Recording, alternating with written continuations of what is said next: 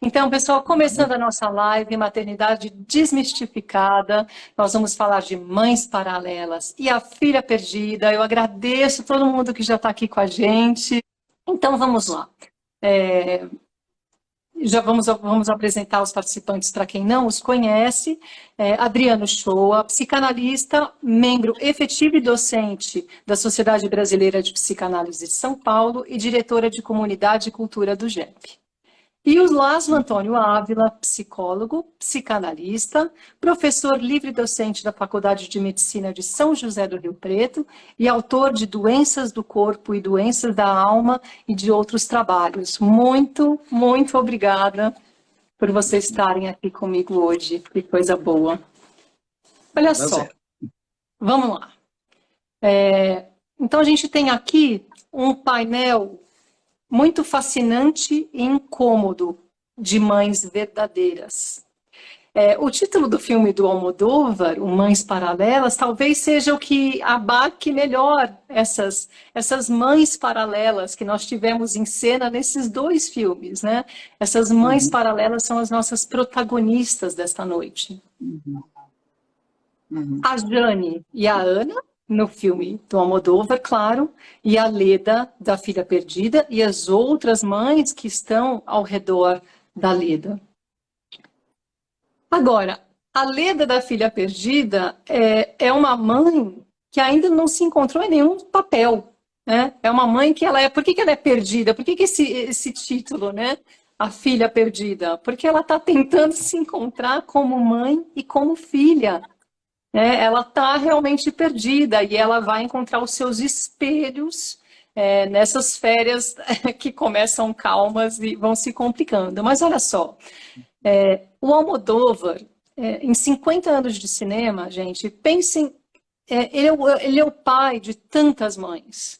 Ele nos brindou com tantas mães assim, especiais nesses 50 anos de cinema. E aqui ele tem duas mães solteiras, que são mães por acidente e estão em momentos muito distintos de vida, tão distintos que uma mãe, que é a Janis, vivida pela Penélope Cruz, ela tem um instinto maternal dela já tão aguçado que ela é maternal, ela tem um afeto maternal para a Ana, que é uma adolescente. Isso a gente enxerga já de cara com elas naquela maternidade. A Janis tentando cuidar da Ana, que não sabe nem como ela foi parar ali. É uma mãe realmente por acidente mesmo. E elas estão em duas fases da vida, uma perto dos 40 anos e a outra menor de idade. Elas não imaginam o elo que vai se formar depois do nascimento dessas duas meninas. E ali aparece também a Teresa, que é a mãe da Ana. E é uma mãe um tanto protocolar. A gente já começa a julgar ela direto. É impressionante. Nós, como mães ou como mulheres, nós somos implacáveis, porque a gente já começa a assistir aquilo e fala, nossa, mas que mãe desinteressada, que mãe... Mas, na verdade, ela é uma mãe que abriu mão da filha para perseguir um sonho maior. Quem somos nós para julgar? Ela queria ser atriz. E quem abraça essas três mães, que é a jogada que o Almodóvar faz aqui, eu tenho até as minhas ressalvas quanto a isso, é a Espanha.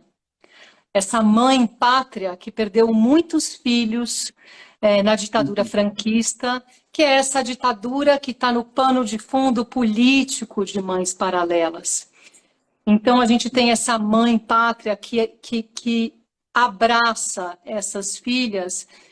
Eu, pessoalmente, acho que essa mãe pátria, essa trama paralela, desfoca um pouco. A gente acaba tendo mães paralelas e tramas paralelas, né? Porque esse fundo político, claro, que faz sentido, mas eu acho que ele sai um pouco do que seria essa relação entre essas mães, que é o suficiente, que é complexa o suficiente. Ele pede oportunidade e tempo, porque demanda, né?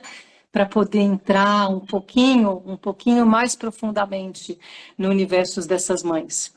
Essas mães almodovarianas, elas são tingidas pelas cores fortes, que são a marca do cineasta, Elas habitam cenários rebuscados, como só o Almodóvar sabe fazer, em que cada objeto tem um significado.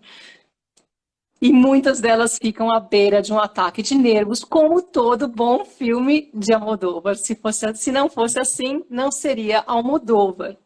Ele bola, e aqui eu vou ser uma crítica meio crica já, ele bola tantas revelações e reviravoltas melodramáticas, né? Ele coloca o melodrama lá em cima, que eu acho que tudo se desenvolve meio a forceps, né? Para a gente ser aí brincando com essa narrativa que exige um pouco da nossa boa vontade, né?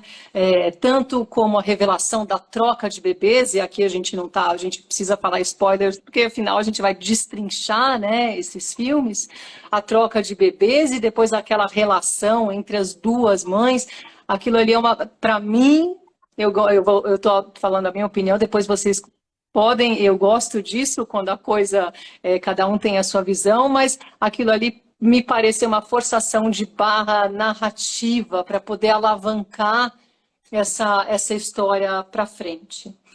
E o que dizer, o Laszlo vai nos conduzir depois, das figuras masculinas do Mães Paralelas, porque esses pais são muito questionáveis dos dois filmes, e eu acho muito interessante a gente vai entrar nessa seara depois. Enquanto a Janis, a Teresa e a Ana são mães um pouco planas, né? Se a gente falar cinematograficamente, as de A Filha Perdida são de uma complexidade desafiadora. É impossível você passar incólume por aquele mergulho na psique materna que a Maggie Gyllenhaal, a diretora e roteirista, ela faz na sua estreia como diretora. Aqui adaptando um romance da Helena Ferrante, isso é muito significativo, porque a Helena Ferrante ela virou um best-seller, ela virou um fenômeno pela capacidade que ela tem de cutucar assuntos espinhosos no universo feminino, de quebrar tabus. Mas observem aqui que ela o faz sob pseudônimo. Ela é uma italiana que prefere ficar anônima, prefere ficar anônima, protegida, porque ela derruba tanto tabus que chega a ser irônico, que ela prefere ficar escondida atrás desse pseudônimo, como se ela estivesse fazendo uma coisa muito difícil, e é realmente, ela se protege da própria ousadia com esse pseudônimo. Então, assim, o fato de ser Helena Ferrante é muito importante, porque ela deu voz às mulheres com seus livros, né, que já estão aí adaptados e comentados. Realmente é uma fonte muito, muito preciosa. E o que dizer da Leda, né? Essa mulher irritadiça, invocada, melancólica, interpretada pela sempre estupenda Olivia Colman, porque é um negócio sensacional. Ela, tanto Olivia Colman, tanto como Penélope Cruz estavam indicadas a melhor atriz, então no último Oscar, realmente mães fortíssimas. E ela, a Leda, é uma professora que está tentando descansar na Grécia, quando aquele cenário idílico é invadido por uma família barulhenta, para dizer o mínimo, né?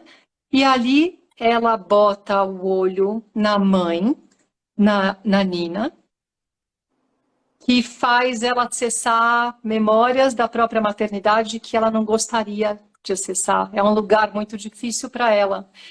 Assim que ela acessa, você vê que acabou a tranquilidade dela ali. A calmaria acabou, não são mais férias. Aquilo ali vai virar um martírio complicado para a Leda. E através das memórias as memórias dela, a gente conhece a sua versão jovem, interpretada pela Jessie Buckley, também faz uma extensão assim perfeita dessa personagem, impressionante. Elas são totalmente diferentes fisicamente, mas elas captaram a essência dessa personagem de uma forma tão profunda que você transita de uma para outra assim com uma naturalidade impressionante. E a gente conhece a mãe dessas duas meninas, né? A Leda jovem, mãe dessas duas meninas que um dia podem ser mães também, né? E a partir daí a cineasta desmonta, põe abaixo o mito da mãe ideal e deixa submergir o da mãe humana, de carne e osso. A mãe que provoca na gente, espectador, muitos julgamentos morais, é impossível não reagir. Olha, eu confesso que negativamente, a grande maioria, para mim, mas ela tem uma dificuldade muito grande de entender e de se fazer entender que ser mãe não a tira da qualidade de ser mulher e de todas as outras mulheres que tem dentro dela. Ela não entende por que ela precisa apagar a outras mulheres, as suas outras camadas para ser apenas mãe. É muito difícil para ela e para todas nós. Por que tem que ser assim? Aqui também a gente não pode esquecer dos homens, vários aqui, com papéis muito especiais que a gente vai destrinchar durante a nossa conversa, esse aqui é nosso aquecimento, que são incapazes de compreender a complexidade masculina, a feminina, e depois a gente vai falar da boneca também. Claro que temos um capítulo especial para essa boneca que tira a gente do lugar. Antes de passar o bastão para a doutora Adriana, para o doutor Laszlo, eu quero me colocar um pouco de personagem aqui, porque tudo que a gente sente com esses dois filmes é por conta das nossas próprias experiências, a nossa própria subjetividade. E eu, como personagem, sou uma mãe que penei para ser mãe. Foram muito tempo de tentativas e tratamentos, muita fé, porque era um desejo muito grande. Então, eu realmente tive uma vitória com a maternidade. Eu descobri o amor incondicional com os meus filhos. Eles são o ar que eu respiro, meus dois filhos. E eu falo isso de coração aberto, porque é a mais pura verdade. Mas a Leda nos coloca num lugar em que a gente já se viu, que eu já me vi, porque a gente não deixa de ser mulher ao se tornar mãe. E hoje eu entendo quando a minha mãe, que é absolutamente afetuosa, amorosa, delicada e dedicada, se trancava no banheiro para conseguir ler o jornal, sentada no chão, enquanto nós, três filhas, porque ela tem três filhas, hoje, três mães, gritando da porta, já terminou? Vai demorar muito para ler? Então, são essas experiências que trouxeram para mim, né? Já acabou, mãe? Então, aqui eu acabo a minha parte, a minha abertura, e passar a palavra para a doutora Adriana e para o doutor Laszlo para nos conduzir e a gente vai conversar sobre essas mães que nos tocaram de forma tão especial. Obrigada, Juna. Bem-vindo, pessoal. Tia Adriana. Obrigada, Suzy, mais uma vez por essa oportunidade. Mas eu diria que a doutora aqui hoje é você, né? Você fez uma análise tão profunda, né, dos dois filmes que acho que resta muito pouco a dizer, né? Mas a gente vai conversando, né? Porque acho que o que vale são esses diferentes enfoques, né? Você como essa mãe mais jovem, a gente com mais experiência, né? É isso que vai compondo, né? Essa imagem, né? Então, eu levantei uns pontos e eu vou tentar, né, focar para depois a gente conversar, né? Então, o primeiro ponto seria o tema da live, né, que a própria Suzana propôs, que seria desmistificar a questão da maternidade, né? Então, os dois filmes, de fato, rompem, né, com a imagem da mãe devotada, comum, né, que abraça a função com fervor e deixa de lado os seus sonhos e anseios, né, para nos apresentar, né, novamente, repetindo, né, o que a Suzy colocou, para mulheres, então, de carne e osso, né, que vivem o conflito entre a maternidade e a carreira, sem deixar de lado problemas comuns, né, de relacionamento. Então, esse filme, os filmes, né, trazem, né, rompem, então, com a ideia da mulher como sexo frágil, não é? E apresentam, embora mulheres tumultuadas, né, como você colocou, a Leda, né, uma pessoa que nunca se encontrou, mas são mulheres fortes, são mulheres independentes, né, que marcam um lugar, não é? Não sem conflito, né? E que perseguem, né, o conflito porque perseguem seus sonhos, não querem abandonar, né, os seus anseios, não é? E que, ao mesmo tempo, isso que você estava dizendo, nós, como mulher, como mães comuns, né, do outro lado, como espectadoras, muitas vezes condenamos, não é? São essas outras mulheres que, às vezes, não se permitem entrar em contato com seus próprios sonhos e anseios, não é? E vivem uma vida de frustração, muitas vezes, não é? Como a própria, eu acho que você não citou, né, mas tem a Rosária, né, a cunhada, né, da Nina, não é, que teve uma gravidez tardia, provavelmente viveu uma série, né, de conflitos também até chegar a ser mãe, mas que quando sabe que a Leda abandonou as filhas quando pequenas, né, rompe totalmente a ligação que ela havia estabelecido, né, nesse olhar, né, moralista, não é, que condena, não é? Então, eu diria que esses dois filmes trazem uma empatia maior com essas mulheres que eram consideradas bruxas, né? Principalmente no século passado, não é? E hoje, né, eu diria assim, que não são mais consideradas mães desnaturadas. E com isso a gente rompe também um pouco essa questão que você trouxe, que a gente vive sim, né, mas a ideia do instinto materno. Não é? Ele existe sim, né, mas ele se apresenta de diferentes maneiras, não é? Que é o que traz o conflito, não é? Quando a mãe não sente isso, às vezes com tanta força, não é? Então, talvez a gente possa dizer, né, que, mais que biológico, o amor materno talvez seja algo cultural, né? E aí depois eu vou entrar um pouco na questão, né, da transgeracionalidade, né, daquilo que uma mãe passa para sua filha, e essa filha para suas filhas, né, e como isso vai sendo passado, não é?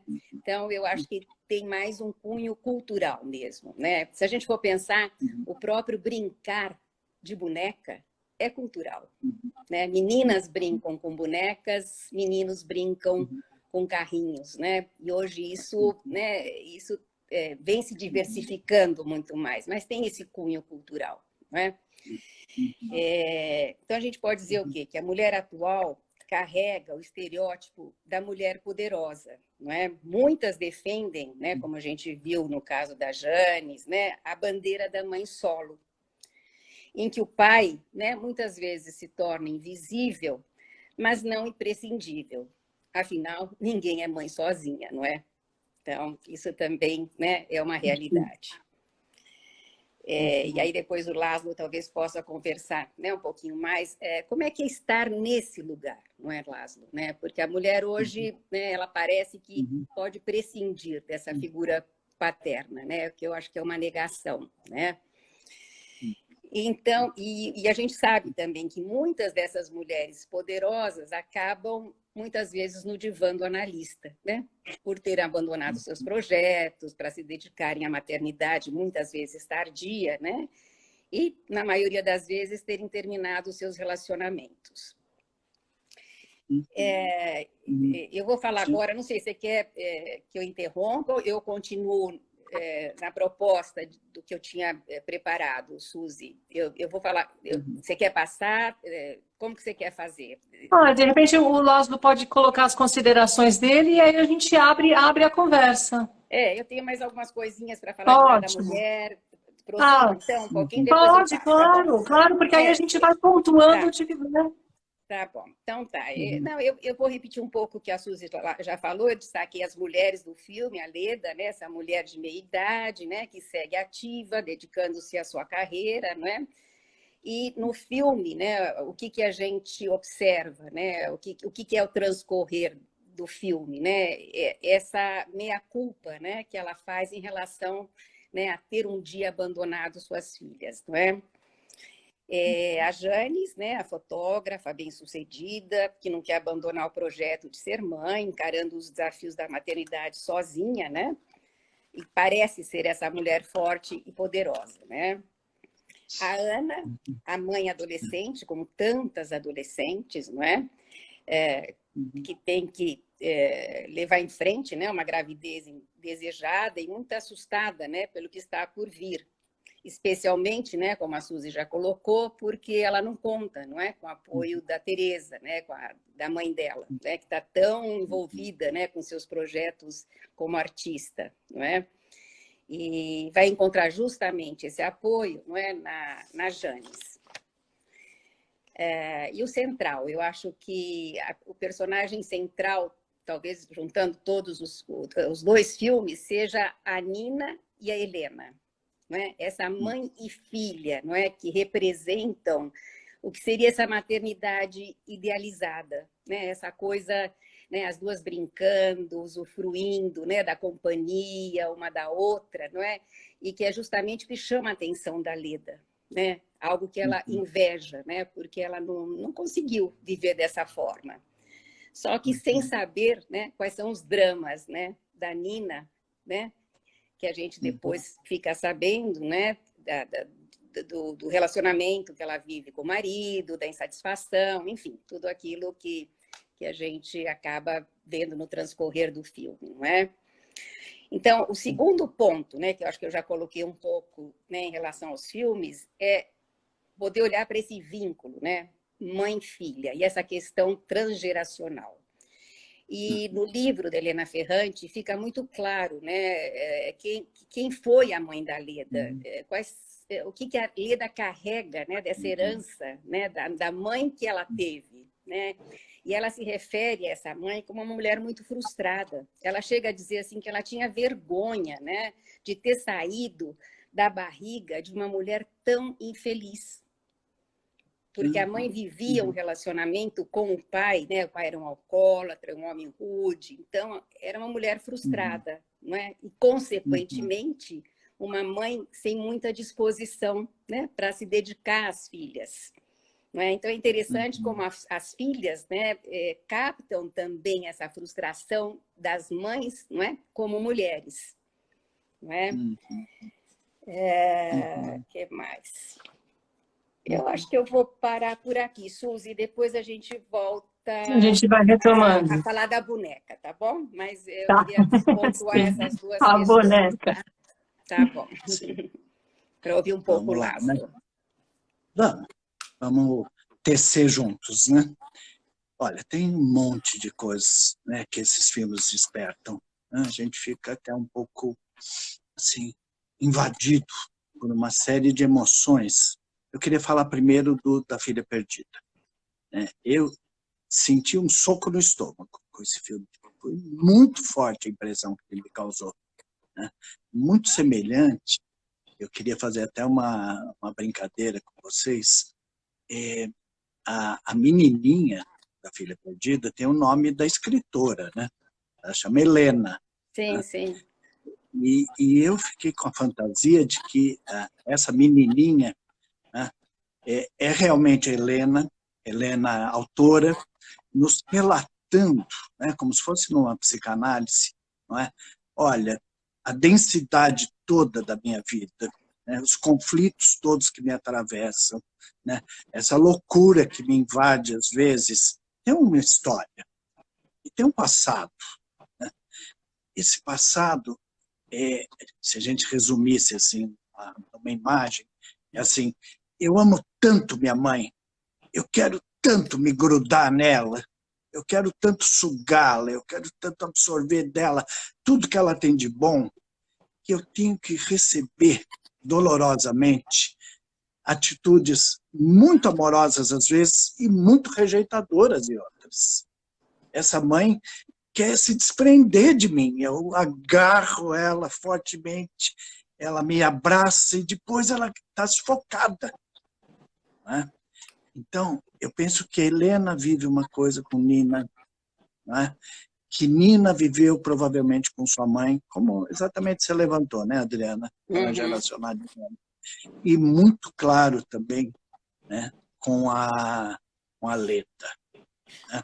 Então, vou fazer agora uma passagem para a Leda, mas eu acho que dá para a gente imaginar, né, que Helena vai ter exatamente a mesma história, as mesmas lembranças, o mesmo drama de piano, entende? As mesmas angústias que vive tanto Leda quanto Nina, que é assim, um amor devorador, né, que clama pela mãe, né, mas é tão excessivo às vezes que a mãe sente que vai sufocar, não é?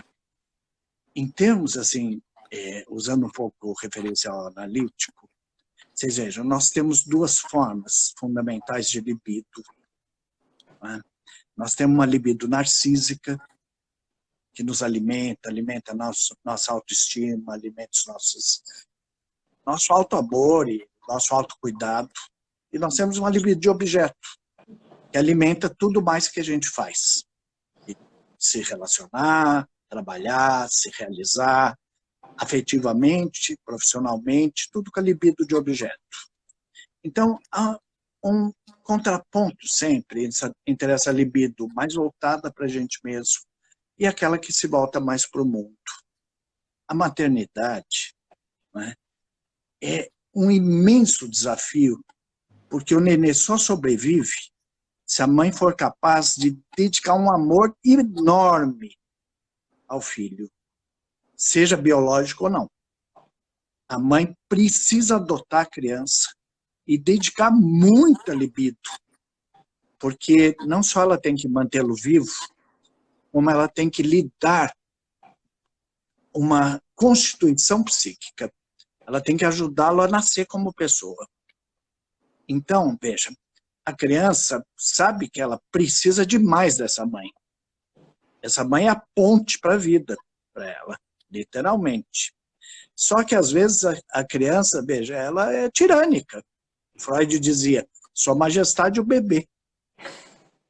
E, às vezes, Sua Majestade o bebê é uma majestade, entendeu, louca. Uma majestade que reivindica o reino inteiro. Tirana. Tirânica, total, absurdamente, né? Então, eu penso que a Leda, né, para a gente concretizar na Leda, que é uma figura fortíssima, aliás, que ironia de escolher a rainha da Inglaterra, né, porque antes ela fez The Crown, né, para ser essa mãe, a rainha é a mãe da Inglaterra, né, a mãe do povo, né, essa mãe que vai viver um drama imenso entre eu tenho filhas, amo elas profundamente, mas odeio elas. E aqui é o centro psicanalítico dessa história. Porque, veja, odiar o filho é uma experiência dilacerante para a mãe. Totalmente dilacerante. É terrível até pensar na mãe que odeia seu filho. Certo? A gente já remete para aquelas mães horrorosas que abandonam o filho no lixão, aquelas mães que deixam o filho cair da janela, entende? É tão horrível socialmente a ideia de uma mãe que odeia seu filho, que nós rejeitamos com violência essa ideia. Imagina quem vive isso, certo? Acontece, e aqui o Freud está totalmente a nosso favor, tá? Acontece que todos os sentimentos humanos são ambivalentes. Não existe só amor. Existe amor e existe ódio. E o drama humano tem tudo a ver com lidar com libido de objeto, libido narcísica, certo? Auto-amor, amor ao mundo. E amar e odiar, porque o ódio é necessário à vida também, né? Então, veja, as meninas batem na mãe, se lembram? Elas batem na mãe. Tá? Elas falam Meninas 1, 2, mordem. 3, né? 1, 2, 3, você vai fazer isso, eu vou colocar até 3. Ela fala isso para a mãe, né? Exato. E o filme tem muitas passagens, gente, estarrecedoras, que a gente percebe assim, o drama que está acontecendo com a Leda jovem, tá? Entre, ok, eu amo essas meninas, mas eu estou odiando o quanto que elas me sugam, o quanto que elas me exigem, o quanto que elas me pedem para eu me negar. Ainda tem o marido, né? Depois a gente fala do marido. Mas a Leda está num sofrimento enorme. Eu Quando gosto ela quando você descobre... pontua a Leda, Lázaro, porque a situação dela é completamente diferente da situação das duas mães paralelas que tem babá para noite, para dia, tem sempre alguém ajudando na casa. A Leda é uma mãe solitária. É uma mãe deixada ao Deus dará. É por isso que o drama dela é tão mais forte, tão mais compreensível, porque ela é sufocada de verdade. A gente não vê isso nas mães do Almodóvar. A gente vê as mães ali vivendo a sua vidinha confortável com aquelas filhas. É muito tranquila aquela maternidade. Por isso que ele coloca aquela reviravolta da mãe que não é mãe e da troca dos Suzane, bebês. não, você tem razão, mas não adiantaria ela ter babá. Entende?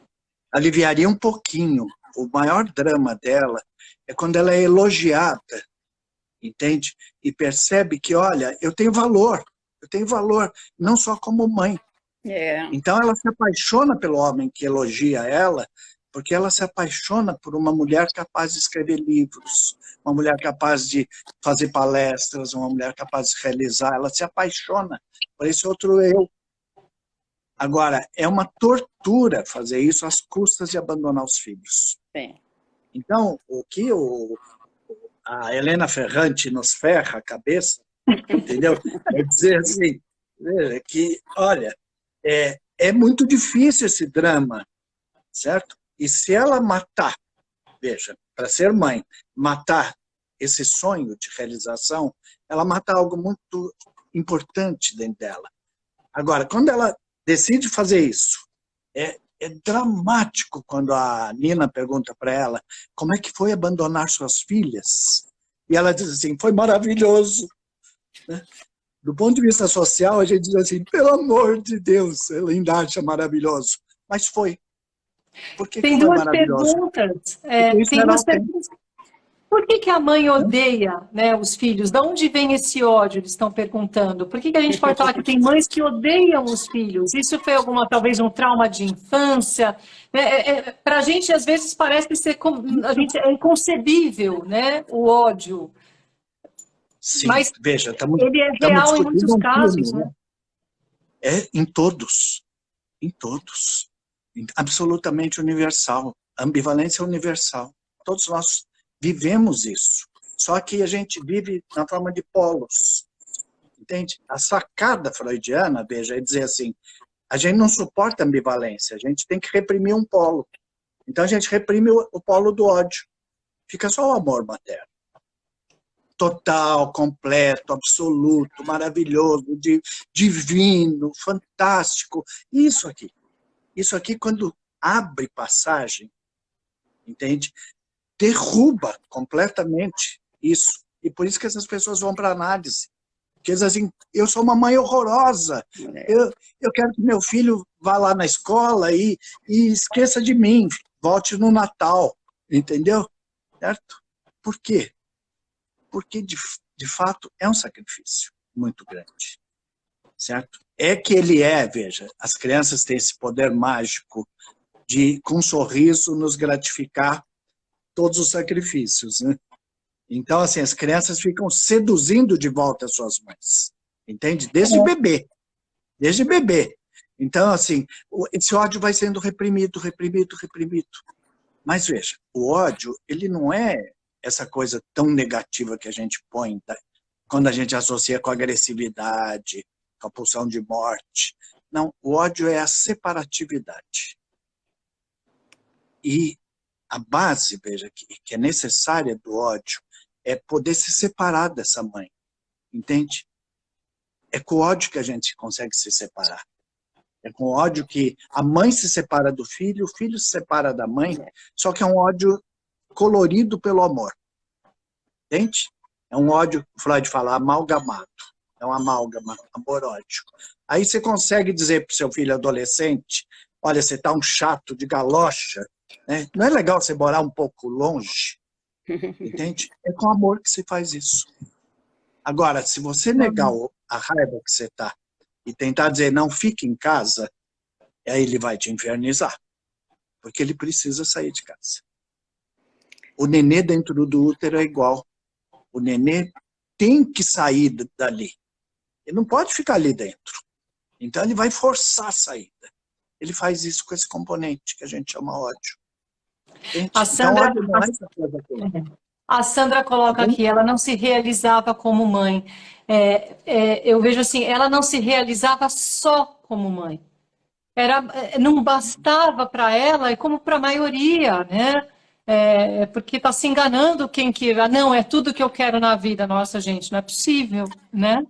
E eu falo com um amor imenso, né? É muito louco isso. E ela fala para a mãe de 40 anos, para aquela a que está grávida, que a tradução está até errada. Ela fala assim, a crushing responsibility. Ela não fala que é uma responsabilidade grande, é uma responsabilidade esmagadora.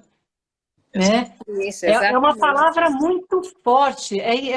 Ter filhos é uma responsabilidade esmagadora. Ela se sentia assim, né? Esmagada. É muito potente. E olha que engraçado, ela lida com a culpa o tempo inteiro, porque isso que ela passa, essa melancolia, essa amargura que ela traz, é porque ela não conseguiu ir a termos com a própria maternidade, e ela é punida, ela é perseguida e ameaçada por uma família, instituição.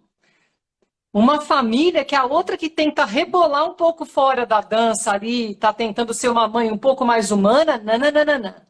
Ela é enquadrada rapidamente. Então, a Leda, é muito engraçado você ter essa família mafiosa, essa família com M maiúsculo, de máfia e de não mexa comigo ali, para atacar, para ameaçar a figura dessa mulher que na praia também ela não segue os padrões, ela não segue os protocolos nem como mulher. Eu não vou sair da minha barraca, você me diz aqui, eu vou ficar e pronto. Então ela tem uma personalidade de confronto já, e é muito engraçado esse espelho, né, que a narrativa faz dela com essa família e essas mães idealizadas, porque assim elas precisam ser naquele reduto, e ao mesmo tempo é incrível isso. Essa família, você apontou bem, essa família vem mostrar para ela que ela tinha que se sentir muito mais culpada do que ela se sente. Que ela está ali, ela devia de voltar para as filhas. Ela tem que ser expulsa, ela não pode estar se divertindo sem as filhas. Então, tem um pequeno ditado assim, cruel, que diz assim, nasce uma mãe, nasce uma culpa. Não nasce só uma culpa. Né? Agora, a questão da família também, que você trouxe no início, essa família ruidosa, né? Porque elas trazem esse ruído, né? Tiram da calmaria, né? Que é justamente a gente poder lidar com essa coisa conflituosa de amor e ódio, né? Que está dentro da gente e nas relações, não é? E como disse o Laszlo, né? A gente precisa de um certo grau de ódio, né? Para romper, não é, com essas idealizações, não é? A culpa que a Leda vive é porque ela tem uma mãe idealizada, uma mãe que não é de carne e osso, não é? Então, é isso que a persegue. E essa família vem para denunciar isso, ela faz ruído, não é? Eu achei interessante, existe uma cena, né, que a gente não entende muito bem, quando ela recebe, né, cai alguma fruta, alguma coisa, e a machuca, né? A pinha, né? Quer dizer, ela foi atingida por algo, né, naquela situação, que arremete, né, a todo esse drama interno, né, que ela... enfim, a gente pode pensar até que tudo que ela desenvolveu intelectualmente, né, acabou encobrindo, né, tudo isso que nessa situação específica, né, aparece o ruído, né, que a família causa, né? E ela é atingida, né, de chofre, né, por algo que É uma balança, facada né? nas costas, basicamente. Isso. É, Muito. Aham, não é? exato. Eu Ela acho. sofre três agressões, né? Assim, ela sofre a agressão da família pelo barulho e depois no cinema e depois aqueles olhares, né? Hostis, né? Ela sofre a sapinha atirada nas costas dela pela natureza, né? Ninguém jogou, mas fere ela muito. E ela sofre uma agressão que a gente percebe nítida, assim, é pela própria culpa que vem, não é? Ela sente culpa, claro que ela sente culpa, Ela mas é é uma culpa que ela, consumida, ao né? mesmo Ela é tempo, consumida pela culpa, né? aham, Ela, e, até as frutas estão podres ali onde ela está, né? Nada brota e, mais na vida dessa mulher, porque ela não deixa. Né? Ela Isso. não tem aham, espaço para o amor, ela não e tem ela espaço tenta para tudo nada, ela isso. não se deixa viver porque ela está submersa na própria culpa. É muito maluco isso. E aí a Então, gente isso é que eu volta, acho né? que a Helena se psicanalizou, entendeu? Isso é que eu acho que a Helena está se psicanalizando, entendeu? Assim, é possível ser feliz, né? Ao mesmo tempo, ser feliz com os filhos, ser feliz na profissão, sem que um ataque o outro, entende? Encontrando uma fórmula de felicidade onde seja possível viver plenamente maternidade sem se sentir sugada, né? Atingida, machucada pela maternidade, né? Ou pelo olhar social, né? Que sem dúvida nenhuma o olhar social pode ser totalmente cruel, né? Uhum. Ela fala, eu sou uma mãe desnaturada, Isso, é. olha só. Não, e Ela na hora traz eu um... falei assim, você é mesmo. Na hora eu pensei, mas você é mesmo, hein?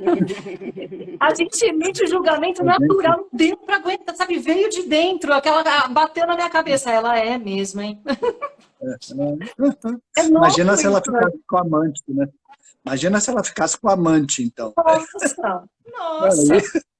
Não somos cruéis no julgamento, porque a gente está imerso nessa sociedade, e a gente faz parte dela, a gente tenta escapulir um pouco das coisas, mas ela é muito forte. E a boneca, pessoal? E essa boneca que é o Essa fio boneca. narrativo, né? Essa boneca que é É, um pouco de cada mãe ali, né? da infância, né, de cada uma, né, dessa relação inicial, né, a própria Leda, né, se questiona o que é uma boneca, né, para uma criança, né, e aí ela responde, né, o óbvio, brincar de ser mamãe, né, mas é brincar de ser mamãe, né, porque ser mamãe é muito sério, não é? Então a coisa muda de figura, né, porque a coisa vem com essa, pelo menos ela vive, né, essa responsabilidade como uma carga, né? Então essa dificuldade do brincar mesmo, né, que é uma coisa, né, que o Winnicott, que é um psicanalista, né, traz da importância do brincar, né, e de que isso permaneça no adulto também, não é? Porque senão as coisas ficam muito sérias, né, e muito pesadas, né? Então, Por que a vocês questão... acham que ela roubou, tia, a boneca? Eu acho que ela mesma fala que foi um ato inconsequente, algo, né, assim, que ela vê até como uma brincadeira, né, alguma coisa que ela se apropria daquilo, como se ela quisesse voltar para a própria infância, né? Tanto é que ela no filme não aparece, mas ela conta, né, que ela também teve uma boneca, não é que essa boneca, ela, inclusive, ela quis dar para a filha, né, e a filha desprezou a boneca, e isso deu muita raiva nela, né? Ela pegou a boneca e Destruiu, jogou né? pela varanda, né? E destruiu a boneca, não é? Quer dizer, você vê, são questões que vêm da própria infância, né? De como você vai desenvolvendo, né, os papéis que você vai desempenhar um dia na vida adulta, mas que começa na brincadeira, né? E que se isso ficar muito sério, fica muito difícil, né, de desenvolver, não é? Aí você tem que fazer alguma coisa, que eu acho que o que o Laszlo tentou colocar, quando você fala entre amor e ódio, se você faz uma cisão muito grande disso, não é? Você vive, ou você permanece no ódio ou só no amor, né? E parece que a Leda não conseguiu fazer essa fusão, não é, Laszlo? Ela fez era ou ser mãe ou não ser mãe, não é? E não sim. ser, né, uma profissional e ser mãe. para ela era muito difícil, foi muito difícil fazer essa junção, não é? E ela sofria. Então, eu encaro a história da boneca, que é muito forte no filme, como um ato sintomático, entende? Ela precisa fazer, entende? Aquela boneca, assim que ela vê a oportunidade, ela imediatamente agarra a oportunidade, porque com a boneca ela vai simbolizar o caminho dela, entende? Porque ao estar privando da menina, ela está fazendo uma separação simbólica mãe e filha, certo? Sim. A boneca é a filha simbólica da menina. Ela está separando mãe e filha. Aí ela retém para si. Várias vezes ela pensa em devolver. Várias vezes ela usa a boneca para lembrar, sabe? É um recurso dela, para ela lembrar da própria história. Ela lembra desse momento em que ela deu a sua boneca querida para a filha, e a filha não cuidou, não foi boa mãe. Aí ela imediatamente sente um ódio mortal daquilo e destrói a boneca, fazendo chorar a menina, não é? Mas para ela foi demais. Como eu te dou a minha boneca e você não cuida? É um movimento de Então, amor e ódio. A Bona tá, olha, exato. muito bem colocado esse Eu acho, comentário, é isso mesmo. eu acho que ela tenta reconstruir a história, a boneca. Sim, sim. Ela E, tenta remontar a sua própria história. é, E buscando um outro final. Porque é o que a gente faz em análise também. A gente busca dar um outro final. A gente busca montar a equação de novo, a equação da vida da gente, e ver um outro final. Porque a gente não está satisfeito com aquele final. Talvez essa boneca seja ela mesma, né? Essa filha perdida, que ela nunca se encontrou como filha, porque ela fala que a mãe dela sempre tinha um afastamento, colocava ela de lado ali, como se ela fosse um prato de comida repugnante, né? Ela como filha, não teve o afeto da mãe, é como se ela tivesse um legado de sangue da mãe dela, que ela não soube superar e acabou transplantando para as próprias filhas, né? Aquela boneca, tem uma hora que ela está dormindo com a boneca. A boneca está do lado dela no travesseiro, na cama. Então, assim, é uma relação da filha que tem dentro dela ainda, que é tão perdida quanto mãe, quanto como filha. Eu vou te dizer, é um estrago, a gente erra o tempo inteiro como mãe e tal, mas a falta de afeto, eu acho que é uma palavra fundamental aqui quando a gente fala de maternidade. E a maternidade, eu estou dizendo o instinto materno, o instinto de afeto, né, de proteção e carinho, que pode vir de um pai também. Esse instinto, a gente falar desses pais, que os pais são muito maltratados nesse roteiro, eu acho até injusto, porque eles são bem caricatos como pais de pouco interesse pelos filhos, enquanto tem pais que são mais afetuosos do que as próprias mães na vida real, né? Esses pais são realmente bem o arquétipo do pai patriarcal que bota a mulher para trabalhar e acabou, ou o pai desinteressado que viu que a filha não era dele, que se dane, entendeu? Não é minha e acabou, né? Esses pais é um pouco assustador até, né? São visões femininas, É parte da crueldade do filme, né? Mostrar assim, olha, essas mulheres estão num intenso sofrimento e esses homens não participam, eles não entram em relação real, né? Mas é bonito nesse sentido que você está dando, Susana, uma frase do Arturo para Janis, dolorosa, em que ele diz assim: eu olhei essa menina e eu não a reconheci. Ah, sim, sim. Não é que ele está querendo ser aqueles homens safados que engravidam a mulher e dane-se a mulher. Não, ele quer reconhecer a Nenê, mas ele não a sentiu. É doloroso esse momento. Não brotou nada nele. Exato, ele não conseguiu sentir. E provavelmente ele aciona na Janis a dúvida que antes ela não tinha. Tanto que ela vai fazer o teste mesmo, né? Certo? Ela vai fazer porque também ali falta algo, né? Então, assim, é lindo a gente ver assim, né? A maternidade ela é mais forte, claro, na mulher, não é? Mas a maternidade ela não só pode ser exercida por homem, como você falou, como o homem ele pode exercer de um outro modo. Ele tem que ajudar a mãe a ser mãe, Claro. entende? Ele tem que amar o filho, claro, mas ele tem que principalmente ser um bom suporte para a mãe, para essa tarefa pesadíssima que ela está vivendo. Essa renúncia que ela está fazendo de libido narcísica. Entende? Ela tem que dar muito para a criança. Então, se ele não abastecê-la, entendeu? Certo? O que é terrível para a mulher nesse momento é o marido abandonar. Seja abandonar de fato ou abandonar afetivamente. E ela chega a falar isso, né? Ela chega a falar isso. Naquele momento, eu estava sem energia. Eu não tinha essa disposição, né, para me voltar para o relacionamento. Não é? É aquela Exato. Coisa que você trouxe, não é, Laszlo? Da mãe se sentir sugada, não é? Eu só queria complementar um pouco a questão da boneca, Laszlo, para ver se você concorda, mas acho que sim, está dentro da mesma linha, né? Da gente pensar um pouco na boneca como esse objeto transicional, né? Que representa essa ligação mãe-filho, né? Esse é um termo, né, do Winnicott. E que um dia esse objeto precisa ser abandonado, não é? Sim. Sim, justamente para romper com esse vínculo inicial tão necessário, mas que ele precisa se desfazer para você vir a ser, né, um indivíduo, né? Poder entrar em contato com os teus desejos, com os teus anseios, não é? Senão fica uma coisa só dessa relação e que não é saudável também, não é?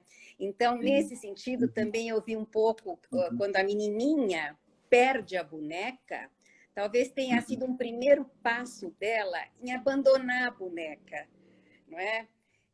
Ela mesmo deixando, né? E os adultos ficam desesperados e começam a correr atrás e procurar essa boneca, não é? Toma uma proporção muito maior do que, né, se ela tivesse largado essa boneca na praia. Ela não cuidou da própria filha, então ela acabou pagando por isso, né? Isso, a Leda pega, você não cuida da sua boneca, você não foi mãe, olha que engraçado, não então, é verdade. E ela recrimina a criança, né? A criança foi, né? Ela pune, né? Ela pune. Né? Sim. Por isso que eu acho que a questão da boneca boneca maior, né? central também, né, Laszlo? Eu acho que Verdade, tem uma simbologia, né, assim, incrível, né? Ó, vocês conseguem ver meu quadro aqui atrás, ó? Sim, sim. Uma menina abraçando montes de bonecas. Sim, Tem uma, sim. vocês falaram da simbologia, tem uma coisa tão bonita para a gente se aproximar aqui, que esse tempo voa, que absurdo, são 9 horas já. A simbologia do descascar da maçã sem a casca se romper. Sim, né? Cobrinha. Ela consegue descascar a maçã, desculpe, a laranja. Ela consegue descascar a laranja e aquele elo não se rompe. É tão simbólico. E o fato dela terminar o filme com a laranja na mão, naquele final muito dúbio, acho que a gente pode ir para o final falando até do final do A Filha Perdida, porque a laranja está com ela naquele momento. Aquele laço entre mãe e filha está intacto ali. Sim. Muito... Ali eu falo assim, real ou fantasia aquilo? Era assim que ela gostaria que fosse, e não é, porque ela morre, então ela está vivendo a própria fantasia ali, ou não, né? Nossa, aí que você sai mais do lugar ainda. O filme termina de uma maneira assim, aguenta, né? Aguenta se for capaz, né? Sim, é linda essa simbologia mesmo, né? Acho que não à toa você falou da maçã, né? Porque sugere mesmo a cobrinha da Eva, né? É a Eva, né? Que vai começar tudo, né? Porque as meninas aquilo tinha um extremo valor. Sim, acho que é o valor da não ruptura, é o valor de não quebrar, entendeu? De ser contínuo, fio contínuo. Nesse sentido transicional que você falou, né, Adriana? Não vai quebrar. Então, a mãe tem capacidade de dar continuidade. Né? E as filhas se alegram extremamente com isso. né? Isso. E aí ela consegue voltar a ser mãe, porque ela liga para as meninas. Né? Isso. É a grande brincadeira delas, né? Essa era a brincadeira que as unia. Um ritual, né? Ritual Isso. entre mãe e filha ali, O que é né? próprio mesmo, você vê, não está na boneca, não está nisso ou naquilo, não é? Não é o objeto que você oferece, né? É aquilo que se transforma, não é? Naturalmente, né? Nesse elo de ligação daquela relação específica, né? Daí isso é um fruto da natureza, né? Daí elas estão brincando com uma fruta, que na verdade é um fruto, né? Que brota, né? E ali naquele momento a maternidade era de verdade, era legítima, Sim. da maneira idealizada, talvez, que ela tem que ser, né? Não é Era um jogo lúdico, né? Era reconhecida, que eu acho que volta a questão, né, daquele pai querendo reconhecer seu filho, não é? Isso. Reconecta com o começo, né? O fim do É. filme é semelhante ao começo, né? Mas tem uma continuidade que permite alguma esperança de resgate de uma maternidade boa. Isso. Né? Uma maternidade bem vivida. Mas os filmes são importantes para a gente, né? Porque não adianta negar o negativo. Né? Não adianta negar o ódio, não adianta negar a raiva.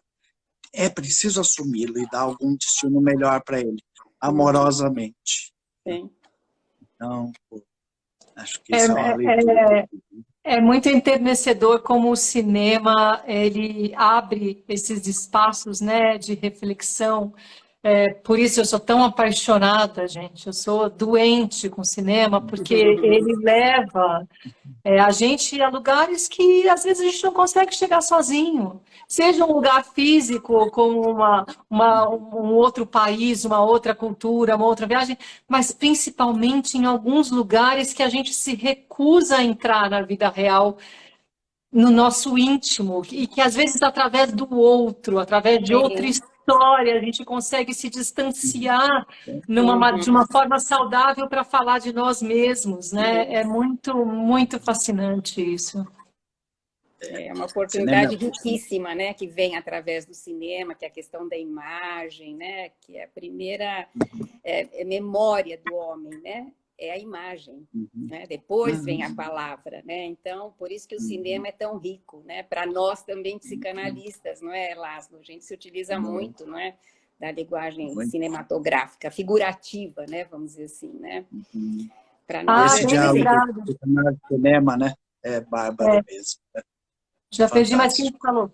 A agulha penetrada no umbigo, é assim que ela morre. Olha que loucura! É o cordão ali que se... Nossa, olha que demais, ótimo.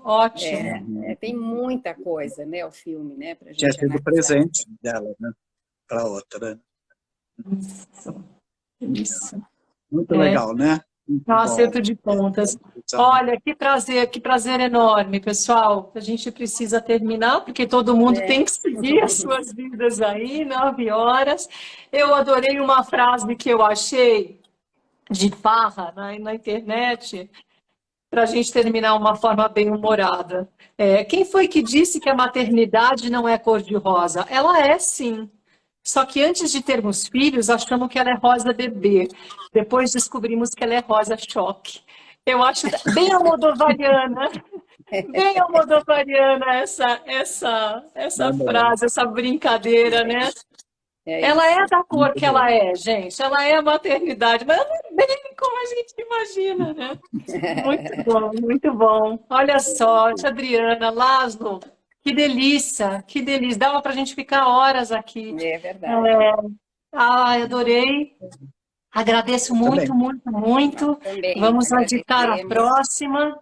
E, pessoal, todo mundo que esteve aqui com a gente, nossa, eu fui tentando acompanhar aqui as perguntas, consegui fazer algumas, todos os comentários super pertinentes, a vontade era abrir essa tela para todo mundo poder se expressar.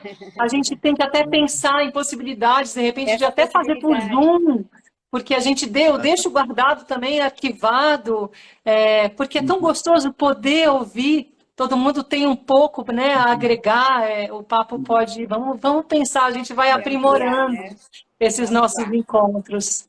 Olha, pessoal, um beijo bem grandão.